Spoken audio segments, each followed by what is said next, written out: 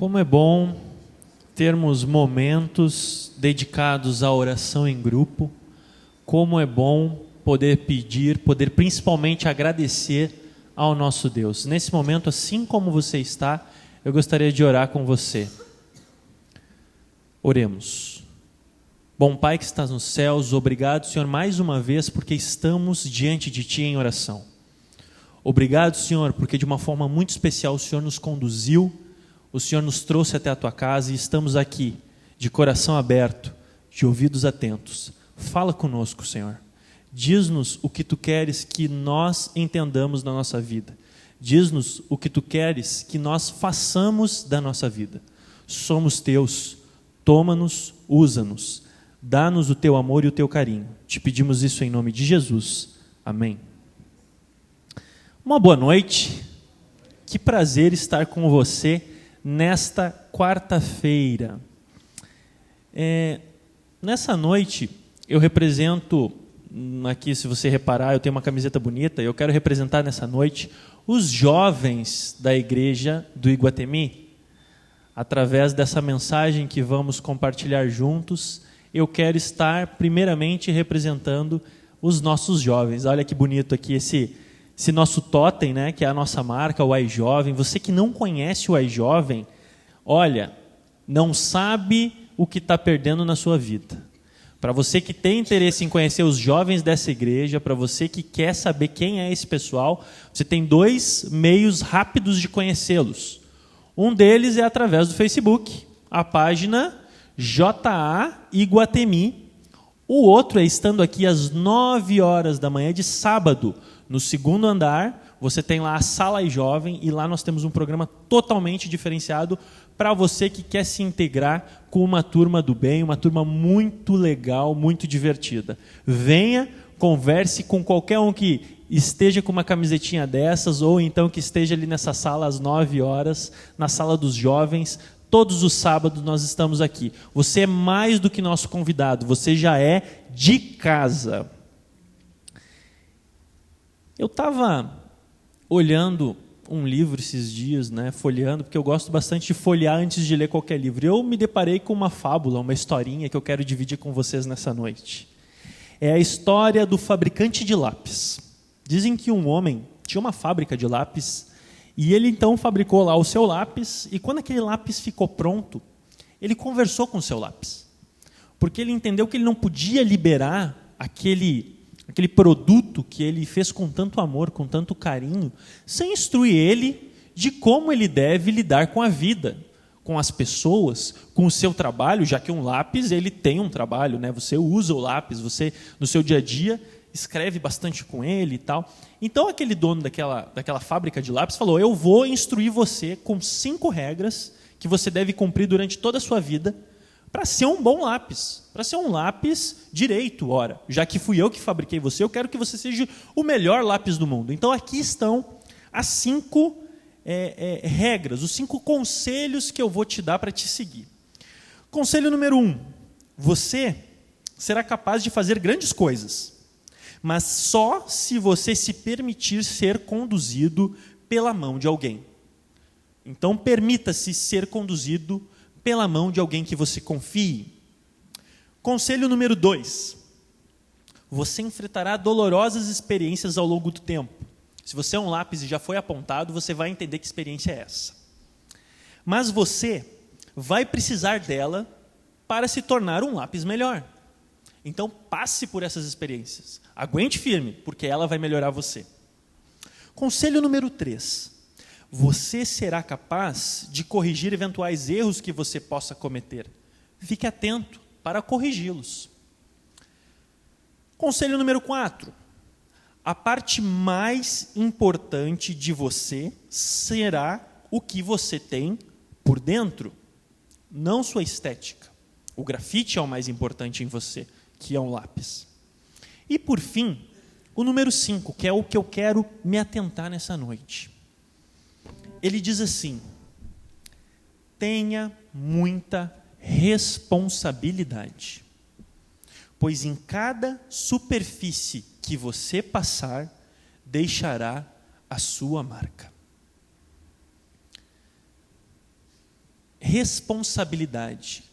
Por cada lugar que você passa, você deixa uma marca. Que interessante esse quinto conselho. E que interessante que ele foi o quinto conselho. Na Bíblia nós temos histórias de jovens, diversas histórias. Muitas pessoas lembram que o Novo Testamento é marcado pelo maior, o melhor e o mais incrível jovem que já existiu na Bíblia, Cristo Jesus, o jovem Deus, como comenta sempre o pastor Ibson. E realmente, Cristo ele foi um jovem. Todo o seu percurso na Terra, ele ainda era jovem, né? E ele realmente é o marco, é o exemplo de jovem na Bíblia. Muitas pessoas, eles não gostam muito do Antigo Testamento, e até alguns jovens dizem que o Antigo Testamento não é para eles. Ah, não, o Antigo Testamento daquele Deus mau, daquele Deus que era olho por olho, dente por dente, não é um Deus dos jovens. Pois eu digo para você que hoje eu baseei toda a mensagem no Antigo Testamento, lá no comecinho do Antigo Testamento. E eu trago para vocês a história de dois, não só de um, mas de dois jovens que de uma forma ou de outra tiveram a sua prova de força, de consciência, de responsabilidade, por que não dizer assim, lá no Antigo Testamento. Abra a sua Bíblia em Números 13, verso 1 a 3.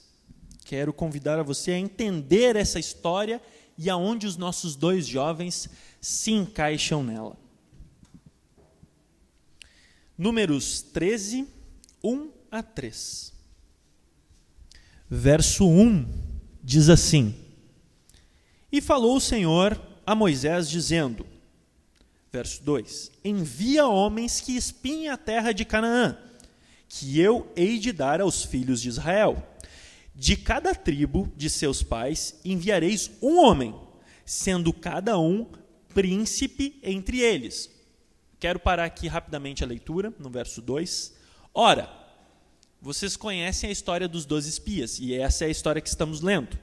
O povo de Israel saiu do Egito e foi até a entrada da terra de Canaã, a terra prometida, que Deus guiou esse povo.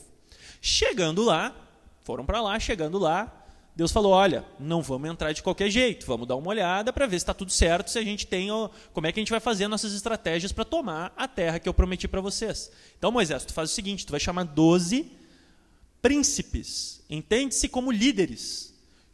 E príncipe não é rei, olha que coisa interessante, não era também o líder maior, eram jovens, 12 príncipes, porque eu quero pessoas fortes, arrojadas, que estejam no seu auge, que tenham a mente aberta, e eu quero os líderes. Eu quero o que você tem de melhor de cada tribo, um de cada. Moisés, então, entendendo isso, fez o que o Senhor disse. Verso 3 diz assim, e enviou-os Moisés do deserto de Parã, segundo a ordem do Senhor. Todos aqueles homens eram, então, cabeças dos filhos de Israel. Muito bem, Moisés entendeu, Moisés escolheu os 12 príncipes e preparou eles, então, para serem os espias. Continuemos a leitura, então, Números 13, 17. Eu vou pedir para você pular um pouquinho esses outros versos. 17. 13 e 17 diz assim, enviou-os, pois, Moisés a espiar a terra de Canaã, e disse-lhes, subi por aqui, para o lado do sul, e subi a montanha. 18. E vede que a terra e o povo que nela habita, se é forte ou fraco, se pouco ou muito. 19. E como é a terra em que habita, se boa ou má, e quais são as cidades em que eles habitam, se em arraiais ou em fortalezas. Verso 20. Também como é a terra, se fértil ou estéril, se nela há árvores ou não, e esforçai-vos, e tomai do fruto da terra. E eram aqueles os dias das primícias das uvas. Muito bem. Nós vemos que Moisés pessoalmente deu toda a instrução, porque no início diz, subir por ali, por aquele monte no sul. Eu entendo que Moisés foi na beira, assim, onde o deserto já acabava e iniciava, então, ali a terra de Canaã, e mostrou para eles, olha, nós vamos fazer com inteligência a coisa, Deus me instruiu, e eu vou instruir vocês. Vocês sobem por aqui, vocês fazem isso, vocês seguem, vocês observam isso, e todos os itens que nós acabamos de citar. Que tipo de povo tem lá, se a terra é fértil, se realmente é uma terra que mana leite e mel, vocês colham amostras, vocês observem bem, sejam inteligentes na observação de vocês. Vocês foram separados para isso. E depois vocês voltem com essas informações. Os jovens estavam muito bem instruídos e sabiam da importância daquela missão. Foram então eles. Foram até a terra espiar. Números 13, 25 a 27. Já contando ali o que aconteceu logo em seguida. 25. E eles voltaram de espiar a terra ao fim de 40 dias. Ou seja, 40 dias eles fizeram todas essas averiguações que Moisés solicitou. 26. E caminharam e viram Moisés e Arão. Quando estavam chegando, então já se encontraram com Moisés e Arão. E a toda a congregação dos filhos de Israel no deserto de Parã, em Cádiz. E deram-lhe notícias, eles e a toda a congregação, e mostraram-lhes o fruto da terra. 27. E contaram-lhe e disseram, fomos à terra a que nos enviaste, e verdadeiramente mana leite e mel, e este é o seu fruto. Dizem que os frutos eram absurdos. Você que já teve a oportunidade alguma vez de participar da escolinha, da escola sabatina, não sei se você lembra disso, mas eu me lembro muito bem. Não que eu tenha participado, mas eu já vi as crianças com isso. Quando eles falam dos 12 espias, sempre aparece umas uvas do tamanho de umas melancias, assim, né? E diz que eles trouxeram uva do tamanho de melancia, e que a terra era muito fértil, e que a terra era muito boa. E o mais engraçado é que Deus já tinha avisado eles que a terra era assim, mas eles falaram, não, vamos dar uma olhadinha para ter certeza. E aí eles se surpreenderam, porque não era como Deus disse. Era muito melhor do que Deus disse. Eles não tinham noção que terra que era boa. Quem estava acostumado com o Egito, e depois com toda aquela jornada no deserto, e olha que o Egito tinha lá o rio Nilo e tal, lá em volta do rio Nilo era mais ou menos, né, habitável ali as plantações, então. Mas eles não viram nada como aquilo, eles se surpreenderam. Um povo que não conhecia aquele tipo de terra ficou totalmente surpreendido. No entanto, Números 13, 28. O povo, porém, que habita nessa terra, os espias continuaram a falar, o povo, porém, que habita nessa terra é poderoso, e as cidades fortificadas e muito grandes.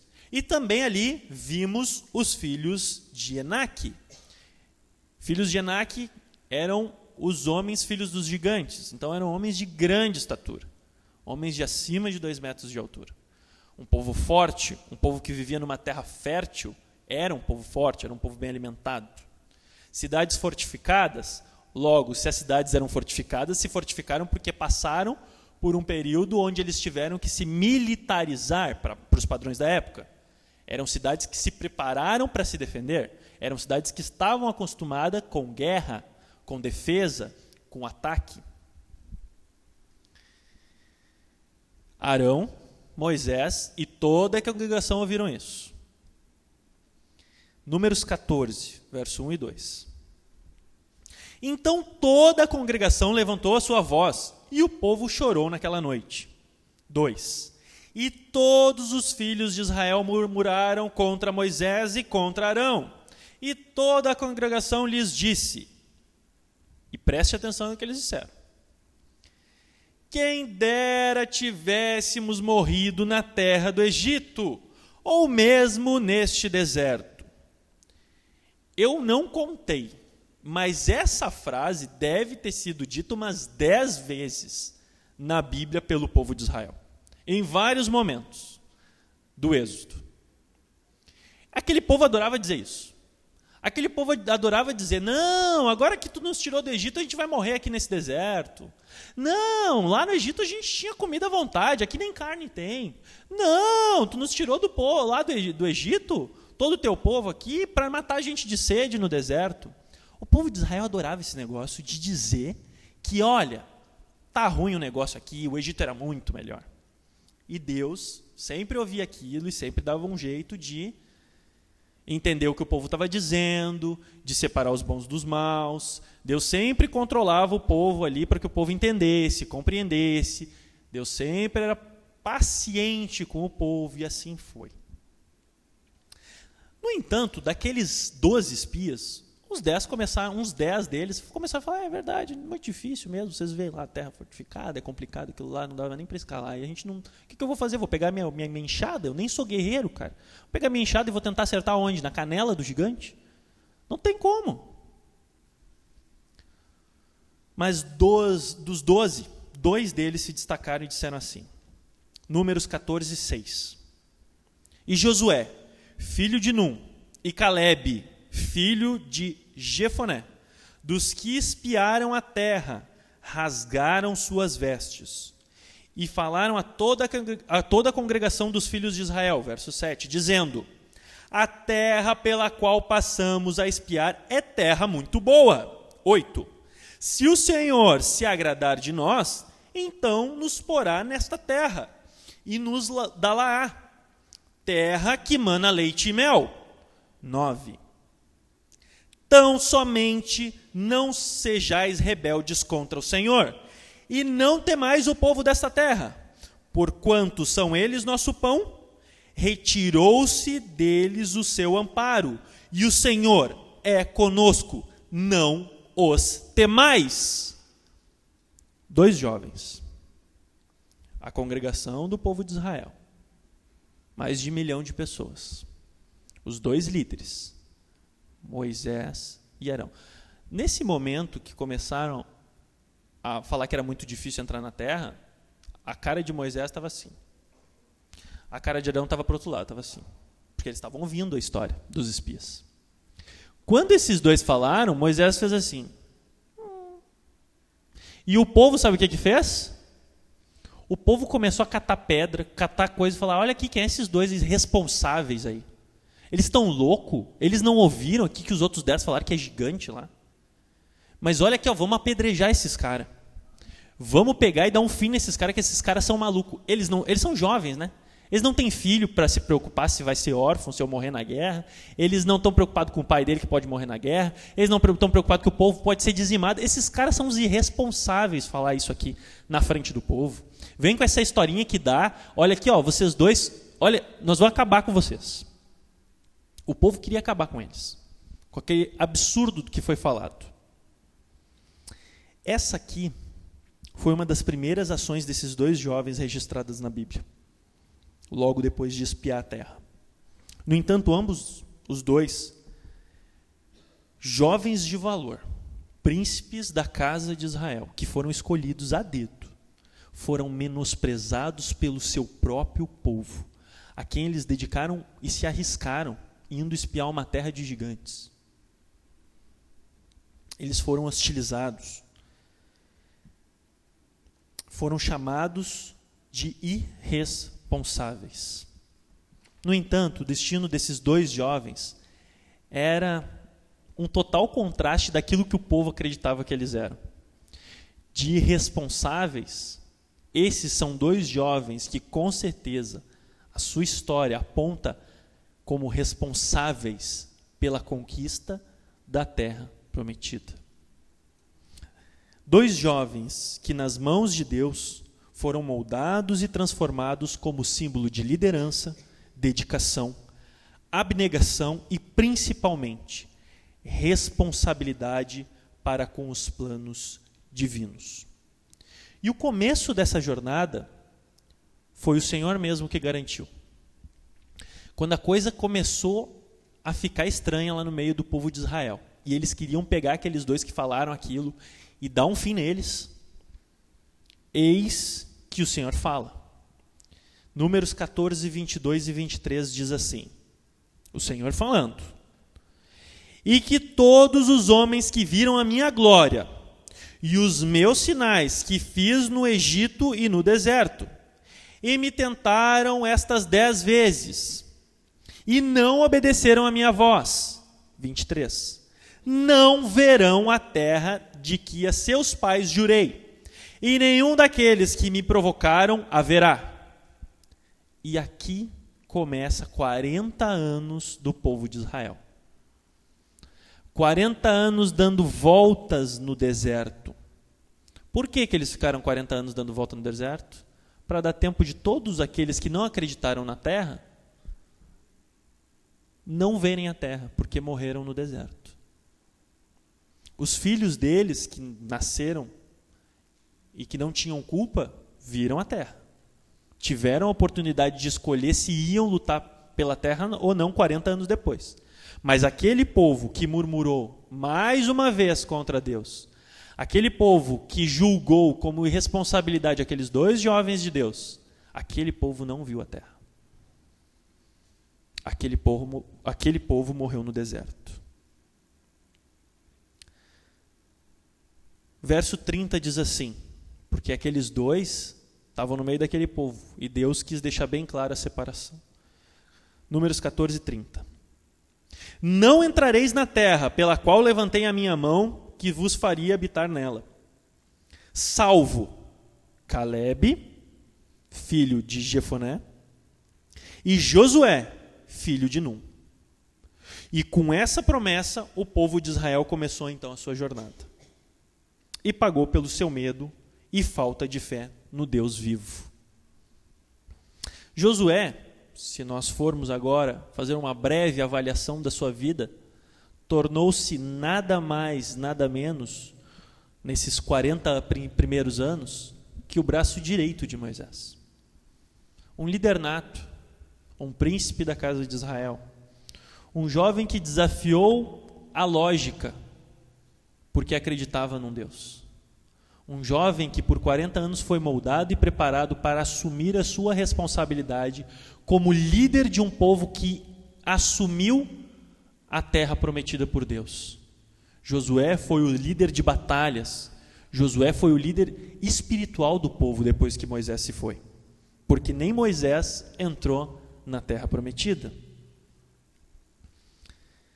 Josué não só simboliza a responsabilidade e a liderança, mas ele também simboliza a força e a coragem de um jovem que não tem medo de se levantar diante de um grupo de milhares de pessoas e dizer: sim, eu acredito no meu Deus. O segundo jovem da nossa história, Calebe, ele superou esses 40 anos se preparando para a batalha, porque o que ele queria era a batalha. Mas ele não queria conquistar só a terra para ele, ele queria conquistar a terra para o povo todo. Tanto é que a história de Calebe é tão interessante que ele foi o primeiro a lutar e também foi o último a lutar pelo último pedacinho de terra que não tinha sido conquistado. Ele começou a promessa e ele acabou a promessa. Fisicamente ele estava na última batalha, porque ele queria dormir em paz, e já não mais um jovem, já uma pessoa de idade mais avançada, ele participou, ele planejou, e ele estava na liderança da última batalha, do último pedacinho de terra que faltava para completar a terra de Canaã para o povo de Israel. Fé inabalável, vontade de servir a Deus, disponibilidade de acreditar nos planos e responsabilidade nas coisas do Senhor. Alicerces de jovens que, mesmo quando todos diziam contra, fecharam os seus olhos para o mundo, mas abriram o coração para Deus. Jovens assim, pessoas assim, porque eram jovens, amadureceram no deserto, e já não foi como jovens que eles entraram na terra. Foi como jovens que eles tomaram a decisão, mas foi como adultos, homens maduros, que eles amadureceram e se tornaram grandes líderes. Uma decisão tomada e uma vida seguida. Lá em Timóteo, 2 Timóteo 4, versos 7 e 8, tem algo incrível escrito lá, mas que poucos têm propriedade de dizer. E eu me arrisco nessa noite a dizer para você que esses 2 jovens têm total propriedade de dizer o que está escrito lá. Vamos conferir junto o que esses 2 jovens têm propriedade em afirmar que está escrito então em 2 Timóteo 4, 7 e 8. Leia comigo, por favor. 2 Timóteo 4, 7 e 8. 7. Combati o bom combate, acabei a carreira, guardei a fé. 8. Desde agora a coroa da justiça me está guardada, a qual o Senhor, justo juiz, me dará naquele dia, e não somente a mim, mas também a todos os que amarem a sua vinda. Esses jovens têm ou não têm autoridade para entoar esses versos? Sim ou não? Quando eu leio esses versos, me dá uma coisa dentro, uma coisa que diz assim: nossa, eu queria ter tanto a autoridade de dizer isso. E cada vez que eu penso em fazer alguma coisa para a causa de Deus, é disso que eu me lembro. Eu quero, no fim da minha jornada, quando eu estiver lá no fim da minha caminhada, eu quero dizer esses versos.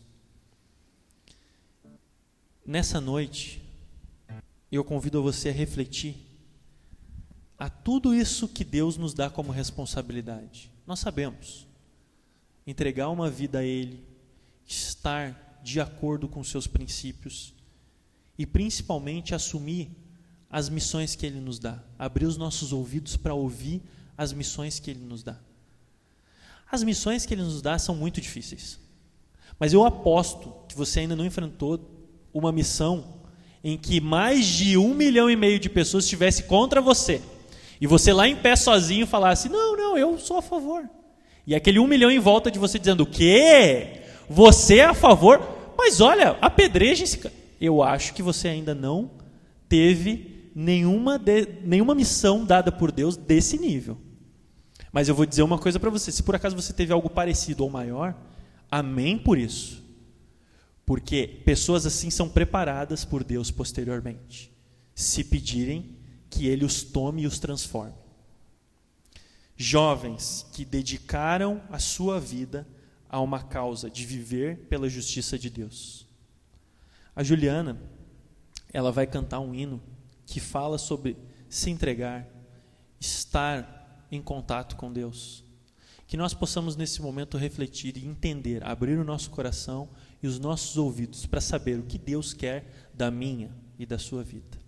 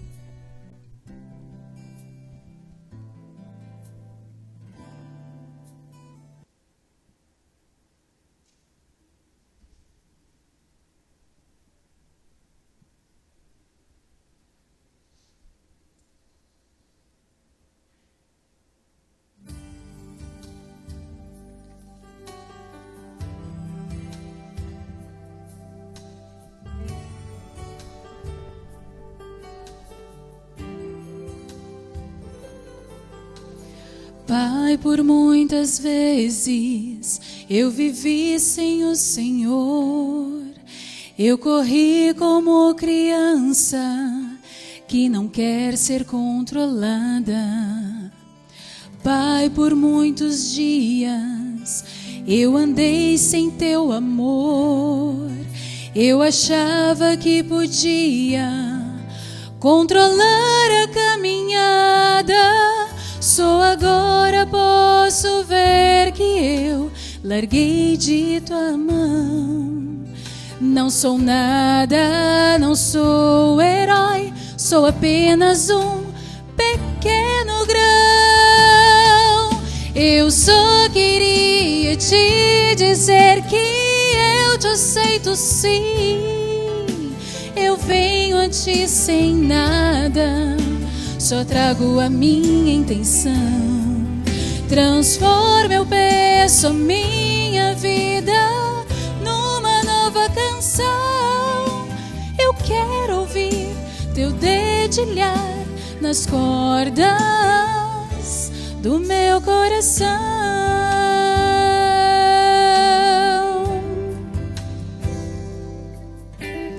Pai, por muitas vezes eu sofri na escuridão, não sabia como enfrentar as pedras do caminho. Pai, faz muitos anos que não olho para o Senhor, que eu corri do teu chamado, que eu fugi do teu amor. Mas agora estou aqui para te dizer que voltei. Não sou nada, não sou ninguém, mas aceito ser filho do Rei. Eu só queria te dizer que eu te aceito sim. Eu venho a ti sem nada, só trago a minha intenção. Transforma, eu peço, a minha vida numa nova canção. Eu quero ouvir teu dedilhar nas cordas do meu coração. Eu só queria te dizer que eu te aceito sim. Eu venho a ti sem nada, só trago a minha intenção. Transforma, eu peço, a minha vida numa nova canção. Eu quero ouvir teu dedilhar nas cordas do meu coração.